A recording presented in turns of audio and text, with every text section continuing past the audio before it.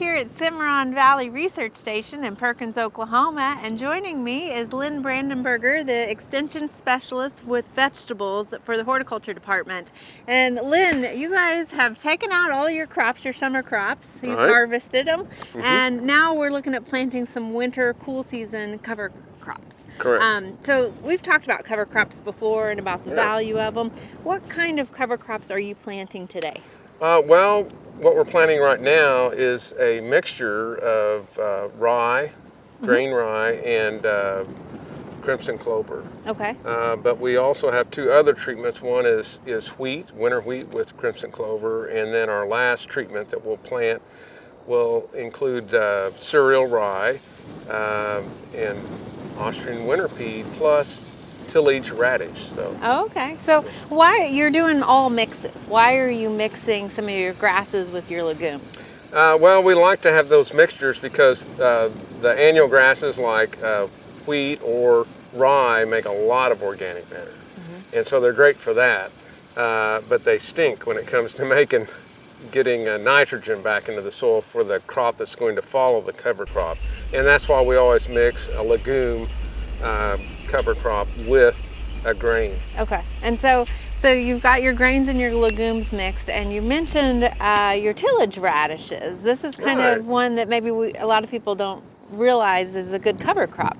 What is it doing for the soil? Well, what it really does is it roots down very deeply, and then when it gets cold, real cold, it will actually die, but it leaves this nice hole in the soil strata, and then water enters that, air enters that, it loosens up hard pans that might exist in the field. So. Okay, so with our turf grass, we take the aerator out there, but you use vegetables, radishes, to kind of create those soil profile pores. Well, that's why they call it vegetable research, right? So are you doing research on these cover crops also? Yes, actually, what we're going to be looking at over the next 5 years is the amount of organic matter in the soils that we either gain or don't gain.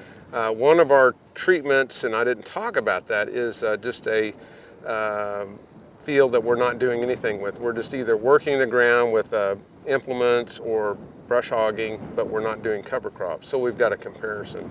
But we'll be taking soil samples at least once a year, maybe twice a year, looking at soil organic matter levels, and then nitrogen, phosphorus, potassium, that sort of stuff.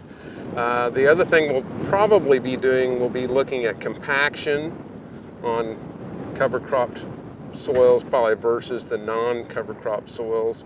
And last but certainly not least would be internal drainage of the water inside the soil. So. Okay, because organic matter was the one thing that you can always add more to your soil, that we're always working to incorporate more, and that vegetation is the best way to get that in there. Yeah, it's a great way, especially for vegetable growers. Most of our production soils within the state, if they're clean tilled, like we do vegetable ground, will have anywhere from 0.5 to 0.7% organic matter. Where we'd like to be is 3, 4, 5%. I don't know if we can get that high, but that's what we're shooting for. And that takes years to get it up that high. It's going to take quite a while. Now, the great thing about cover crops, especially for vegetable growers, is we don't have any food safety concerns. We don't have to worry about, we put manure out there and then I planted too soon and I might have contamination issues. We don't have to worry about that with cover crops because we don't have any manure involved. Right. So come spring, once your cover crop has come up, what are you going to do in order to get that material into the soil?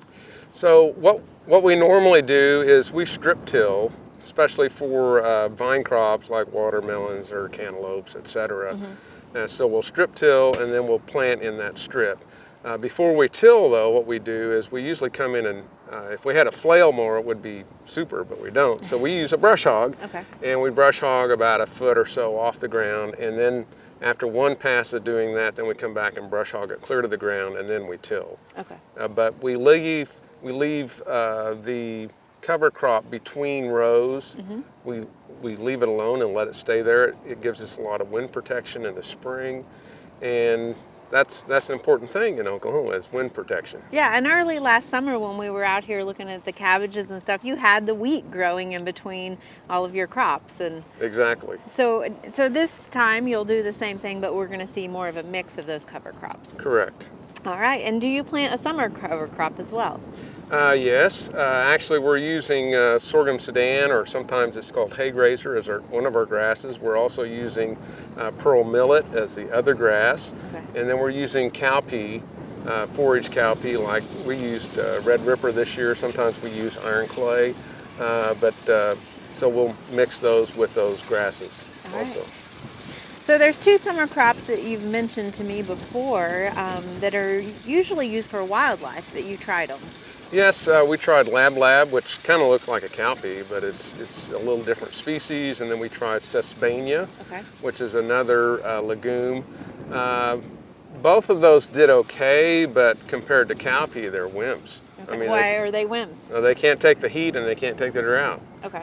They'll just be all, looking really sad and like the world's going to end, and the cowpeas are sitting there like, hey, what's the problem with you guys? They can handle Oklahoma, yeah. the cowpeas can't. The other thing about those two is that the seed cost is a lot higher than, say, cowpea. And you can just find cowpea almost anywhere. We just go down to our local seed supplier and we just buy it. Okay. We don't have to order it or anything. So it's a good standby to use for a summer crop. Yeah, it's good and steady. All right, well, thank you for sharing this with us. All right, thank you.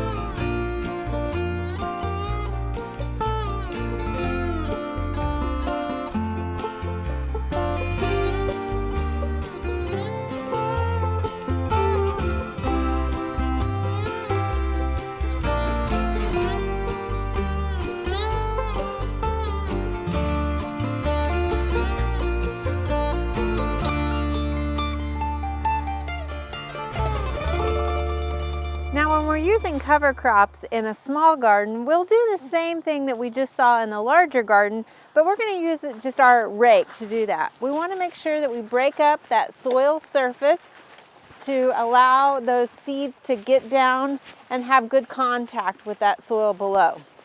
You can see we had a straw mulch on here, so we just want to make sure to break that up a little bit. After we do that, we're then going to scatter our seeds. Here we have a mix again, just like what we saw planted earlier, of wheat, grass, some legumes, and some tillage radishes.